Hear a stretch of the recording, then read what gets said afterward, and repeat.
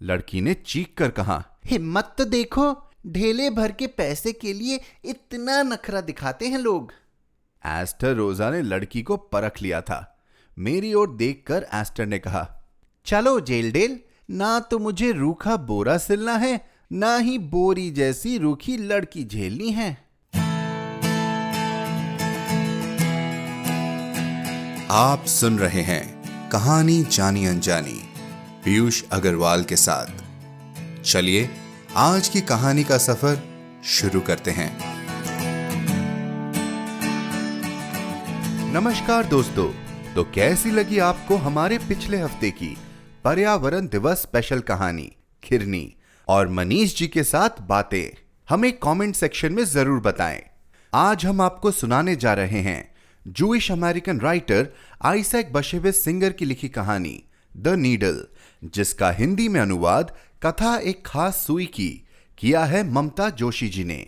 अब एक खास सुई किसकी और किसमें मदद करती है, ये तो आपको कहानी सुनकर ही पता चलेगा। कहानी शुरू करने से पहले इंडी पॉडकास्टर यूट्यूब चैनल को सब्सक्राइब करें और बेल आइकन पर क्लिक करें ताकि आप हर शुक्रवार नई कहानी सुन सके। फेसबुक पर भी हमारे पेज को लाइक करें। चलिए शुरू करते हैं आज की कहानी का सफर। कथा एक खास सुई की, आइजैक बशेविच सिंगर, अनुवाद ममता जोशी। मेरे प्यारे लोगों, आजकल सारी शादियां श्रीमान प्यार के माध्यम से ही तय होती है। जवान जोड़े घूमते फिरते हैं, प्यार के बंधन में बंध जाते हैं। थोड़े दिन बाद से ही लड़ाई झगड़े शुरू हो जाते हैं और फिर एक दूसरे से नफरत करने लगते हैं। मेरे समय में माता पिता और शादी करने वाले बिचौलिए के निर्णय पर ही भरोसा किया जाता था। मैंने भी तो अपने टोडी को शादी के बाद ही देखा था।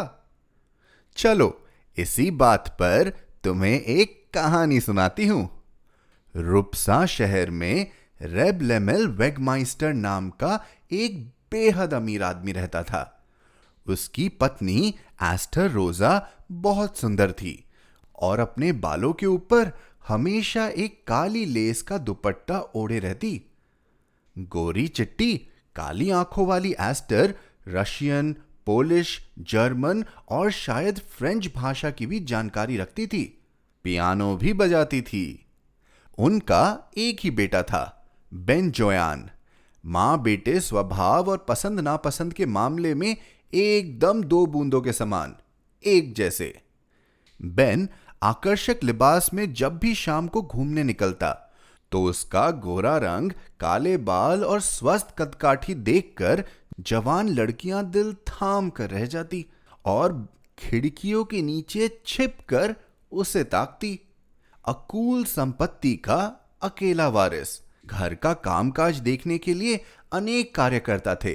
लिहाजा एस्टर अपने बेटे के लिए दिन भर एक अच्छी बहू लाने का ख्वाब देखती। कोई लड़की सुंदर नहीं लगती थी तो कोई बुद्धिमान नहीं थी। आधे पोलैंड की सुंदर लड़कियों में कोई न कोई कमी निकालकर एस्टर कुछ खास गुण वाली कन्या ढूंढने के फिराक में थी। मैं नहीं चाहती कि कोई मेरे बेंजी को सताए। अगर औरत रूखी और बदजुबान होती है तो पति को ही जिंदगी भर का दुख झेलना पड़ता है। 19 वर्षीय बेन की सगाई नहीं हुई थी। उन दिनों के हिसाब से बेन बूढ़ा हो चला था। उसके पिता का कहना था कि मां की मीन मेख निकालने की आदत की वजह से लड़का शायद कभी शादी ही न कर पाए। एक दिन एस्टर ने मुझसे कहा, जेल डेल, क्या तुम मेरे साथ जामोस चलोगी? वहां मैं क्या करूंगी? मैंने पूछा। उससे तुम्हें क्या, तुम मेरी मेहमान बनकर रहोगी, एस्टर बोली। एस्टर की निजी घोड़ा गाड़ी थी, पर आज वह साधारण गाड़ी में यात्रा कर रही थी। शानदार कपड़े छोड़कर सादे कपड़े पहने थी और महंगी लेस के दुपट्टे की जगह मामूली स्कार्फ ओढ़े हुई थी। जरूर बहू की तलाश में उसने अपना वेश बदला होगा, पर एस्टर से कौन पूछ सकता था? मन होगा तो बताएगी, नहीं तो निशब्द चुप्पी। मैं तो क्या, किसी की भी पूछने की जरूरत नहीं होगी। रास्ते में उतरकर हम दोनों बैरिश लुब्लिनर की मशहूर दुकान पर चलकर पहुंचे। उस स्टोर में सब कुछ उपलब्ध था। सुई, धागा, स्वेटर बनाने के लिए ऊन और तमाम तरह का रोजमर्रा का सामान। स्टोर के कोने में एक व्यक्ति, जो शायद दुकान का मालिक था, बही खाते में हिसाब लिख रहा था। दूसरे छोर पर बने काउंटर के पीछे एक लड़की खड़ी थी। उसकी आंखों में जैसे एक ज्वाला धड़क रही थी। आप लोग यहां अजनबी हैं? मैं आपके लिए क्या कर सकती हूं? हाँ, हम बाहर से आए हैं, एस्टर ने कहा। क्या दिखाऊं आपको? एक सुई, एस्टर बोली। जैसे ही एस्टर ने सुई की फरमाइश की, लड़की आग बबूला हो गई। 2 औरतें और एक सुई, उसने तंज किया। लड़की की नाराजगी एक तरह से सही थी। सुबह सुबह बोनी के समय अगर कोई ग्राहक सिर्फ सुई की मांग करे तो व्यापारियों का मानना था कि पूरे हफ्ते अपशकुन होता है। हाँ, अगर सुई के अलावा साथ में बटन, धागा इत्यादि भी हो तो व्यापार में कोई नुकसान नहीं होगा। हाँ, पर मुझे केवल सुई ही चाहिए। एस्टर रोजा जैसे अड़ गई थी। लड़की ने सुई का एक पूरा डब्बा सामने निकालकर रख दिया। कुछ और सुइयां भी होगी तुम्हारे पास? एस्टर ने आग्रह किया। इनमें क्या खराबी है? लड़की ने खिसिया कर कहा। इनमें छेद छोटे हैं, मुझे धागा डालने में दिक्कत महसूस होगी। मेरे पास नहीं है, लड़की ने गुस्से में तमतमाते हुए कहा। अगर आप देख नहीं सकती तो अपने लिए चश्मा क्यों नहीं बनवा लेती? एस्टर रोजा भी तस से मस नहीं हुई। क्या तुम दावे के साथ कह सकती हो कि और सुई नहीं है? इस बार लड़की ने दूसरा डब्बा काउंटर पर लगभग पटक कर दिखाया। अरे, इन सुइयों में भी धागा मुश्किल से डलेगा। इस पर लड़की ने डब्बा अपनी ओर खींचकर चिल्लाते हुए कहा। आप लुब्लिन जाकर अपने लिए कोई खास सुई की फरमाइश क्यों नहीं करती हैं? इस बात पर स्टोर में खड़ा मालिक हंसकर बोला, लगता है आपको जूट का बोरा सिलने के लिए मोटी सुई चाहिए। लड़की ने चीख कर कहा। हिम्मत तो देखो, ढेले भर के पैसे के लिए इतना नखरा दिखाते हैं लोग। एस्टर रोजा ने लड़की को परख लिया था। मेरी ओर देखकर एस्टर ने कहा, चलो जेलडेल, ना तो मुझे रूखा बोरा सिलना है, ना ही बोरी जैसी रूखी लड़की झेलनी है। चलते समय लड़की ने पीछे से जोर से कहा, कैसे कैसे गवारों से पाला पड़ता है, अच्छा हुआ मुक्ति मिली। स्टोर में जो भी हुआ मुझे अच्छा नहीं लगा। मुंह का स्वाद कसौला सा हो गया। एस्थर रोजा पर जैसे इस बार पक्की तरह से बहू ढूंढने का भूत सवार था। इस बार उसने रेबजेलिक इबित्जर के स्टोर में धावा बोला। पहले वाले स्टोर के मुकाबले यह दुकान छोटी थी। यहां भी एक लड़की काउंटर के पीछे थी, लाल लाल बाल, हरी हरी आंखों वाली, प्यारी, लेकिन चेहरे पर छिटके थे कई छोटे बड़े तिल। एस्थर रोजा ने वही सवाल करने शुरू किए। क्या सुई मिलेगी? जवाब मिला, जी हां, सब प्रकार की चीजें बेचते हैं। मुझे बड़े छेद वाली सुई चाहिए क्योंकि मुझे साफ दिखाई नहीं देता। मैं आपको सभी तरह की सुइयां दिखा देती हूं, जो आपको ठीक लगे आप ले लीजिएगा। एक चोर की तरह मेरा दिल धड़क रहा था। लड़की एक साथ 10 डिब्बे लेकर आई और बोली, अरे आप खड़ी क्यों हैं? यह स्टूल लीजिए और कृपया बैठ जाइए। एस्टर ने बात को आगे बढ़ाते हुए कहा, यह क्या, डब्बे में सारी सुइयां तो मिली जुली रखी हैं। मुझे पता था एस्टर उस लड़की के भी सब्र का इम्तिहान ले रही थी। जब कारखाने से सुइयां आती हैं तो अलग होती हैं, पर ग्राहकों को दिखाने में सब धीरे धीरे मिल जाती हैं। यहां अंधेरा है, मुझे ठीक से दिखाई नहीं दे रहा। एस्टर ने फिर कोई नुक्स निकाला। लाइए, मैं आपका स्टूल उजाले की ओर रख देती हूं।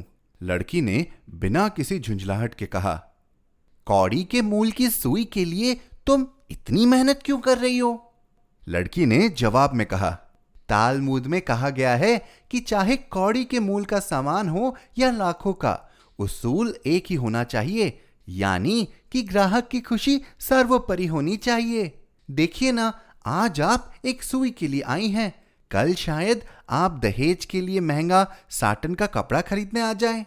अच्छा, अगर ऐसी बात है तो बैरिश लुब्लिनर के स्टोर के मुकाबले यहां तो कोई दिखाई नहीं देता, वहां तो भीड़ लगी रहती है। एस्थर ने जानकर दिल दुखाने वाली बात करी। लड़की गंभीर हो उठी। मुझे लगा एस्थर हद से ज्यादा रुखाई से पेश आ रही थी। सब कुछ ईश्वर की कृपा से होता है, लड़की ने उसी शांत भाव से उत्तर दिया। एस्थर अपना स्टूल उठाने के लिए आगे बढ़ी। अरे नहीं, रहने दीजिए, मैं रख दूंगी, आप तकलीफ मत कीजिए। रुको, मैं तुमसे कुछ कहना चाहती हूं, एस्थर ने लड़की को रोक कर कहा। आप क्या कहना चाहती हैं? घबराकर लड़की ने स्टूल पर बैठते हुए कहा। मैं तुम्हें अपनी बहू बनाना चाहती हूं। लड़की का रंग खड़िया की तरह सफेद हो गया। घबराकर बोली, मैं समझी नहीं। तुम मेरी बहू बनोगी, एस्थर ने प्यार से कहा। मैं रूपशा के मशहूर रेब लेमल वेगमाइस्टर की पत्नी हूं और यहां सुई ढूंढने नहीं बल्कि अपने इकलौते बेटे के लिए बहू ढूंढने आई थी। अभी रेब बैरिश की जो लड़की मैंने देखी वह निहायत ही असभ्य और एक खुरदरे स्वभाव जैसी थी। तुम रेशम सी कोमल हो, तुम ही मेरे बेंजी की बहू बनोगी। अपना सर झुकाओ बेटी, मैं तुम्हें यह माला पहनाना चाहती हूं, यह तुम्हारी सगाई की निशानी है। लड़की के माता पिता को जब सगाई की खबर मिली तो वह भागते हुए स्टोर में आए। वातावरण में बधाई और खुशी के संदेश गूंजने लगे। किसी ने रेब बैरिश की लड़की इट्टी को भी सगाई का संदेश दिया तो वह दुख के मारे फूट फूट कर रो पड़ी। एस्थर ने अपने बेटे की शादी खूब धूमधाम से संपन्न की। मैंने तो सगाई और शादी में जी भर के नृत्य किया। दूल्हा दुल्हन का जोड़ा फांकता चिड़ियों की तरह आजीवन प्यार में डूबा रहा। 1 वर्ष बाद एक सुंदर संतान हुई। एस्थर रोजा का चुनाव 100% सही निकला। और आपको बताऊं कि इट्टी का क्या हुआ? किस्मत जब खराब होती है तो सब कुछ उल्टा पुल्टा होता जाता है। जिस दिन से इट्टी को पता चला कि एस्थर रोजा ने उसे सुई की वजह से त्याग दिया था, उस दिन से वह गहरे सदमे में थी। उसने ग्राहकों को सामान बेचना छोड़ दिया। वह दिन रात उसी बात को याद करके रोती थी। शादी तय करने वाले बिचौलिए उसके लिए कई प्रस्ताव लेकर आते, पर वह इनकार कर देती। उसकी स्टोर में दिलचस्पी खत्म होने से व्यापार में भारी घाटा हुआ। कुछ वर्षों अवसाद में बिताने के बाद उसने नुब्लीन के एक तलाकशुदा व्यक्ति से शादी रचा ली। उसके संतान नहीं हुई। जीवन के सारे दुर्भाग्यों को वह एस्थर रोजा की बहू फ्रीडा गिट्टेल के मत्थे मड़कर उसको कोसती और मानसिक परेशानियों के चलते नीम हकीम और वैद्यों के अलावा चिकित्सकों के पास किसी न किसी बीमारी का निदान पाने के लिए भागती रहती थी। एक दिन कपड़ा सीने के दौरान सुई में धागा डालने के लिए उसने सुई अपने मुंह में दबाई। तत्काल उसे गले में चुंबन महसूस हुई और सुई गायब हो गई। कहा जाता है शरीर में रक्त के प्रवाह के साथ सुई घूमती रहती है। दिन रात इट्टी चीखती रहती। उसे लगता जैसे शरीर में अलग अलग हिस्सों में सुई चुभ रही है। कोई कहता उसकी अंतरात्मा उसे कचोट रही है, कोई कहता उसके बुरे कर्मों का फल है। बहुत कष्ट सहने के बाद इट्टी वियना गई, जहां के नामी सर्जन ने शल्य चिकित्सा से उसकी सुई निकाली और उसको प्रमाण के रूप में सुई दिखाई। अब सच में सुई निकली थी कि नहीं मैं कह नहीं सकती, क्योंकि मैं वहां नहीं थी, पर इसका प्रभाव अच्छा ही रहा। इट्टी मानसिक रूप से ठीक हो गई। वापस आकर इट्टी पहले जैसे स्वस्थ हो गई। वह कभी मां न बन सकी। माता पिता उसके चल बसे थे। व्यापार ठप हो चुका था। उसने फिर से स्टोर खोला और अपनी खोई हुई प्रतिष्ठा लौटाने में वह सफल हुई। जो वार्तालाप उसके और एस्थर के बीच में कभी घटा था, वह इट्टी द्वारा कभी दोहराया नहीं गया। जो भी स्टोर में आता, चाहे कितने भी कम दाम का सामान खरीदता, इट्टी उससे विनम्रता से बात करती और उसे बैठने के लिए कुर्सी जरूर देती। एक सुई ने कैसे लोगों की किस्मत बदल दी। देखने में थी तो तुच्छ, पर सुई थी बड़ी कमाल की। तो बताएं दोस्तों, कैसी लगी आपको आज की कहानी? मजेदार थी ना? क्या एस्थर का तरीका सही था? नीचे कमेंट्स में जरूर बताएं। हमें ईमेल भी कर सकते हैं hello@piyushagarwal.com पर। एक बार फिर इस चैनल को अभी सब्सक्राइब करें और इस वीडियो को लाइक करना न भूलें। हर शुक्रवार आप तक नई कहानियां लाने का श्रेय मैं अपनी टीम को देना चाहूंगा। आज के एपिसोड की प्रोड्यूसर हैं देवांशी बत्रा। आप सुन रहे थे कहानी जानी अनजानी पीयूष अग्रवाल के साथ, जो कि इंडी पॉडकास्टर की एक पेशकश है। तो हम आपसे मिलते रहेंगे हर शुक्रवार। तब तक के लिए अपना ध्यान रखिए, स्वस्थ रहिए और मुस्कुराते रहिए।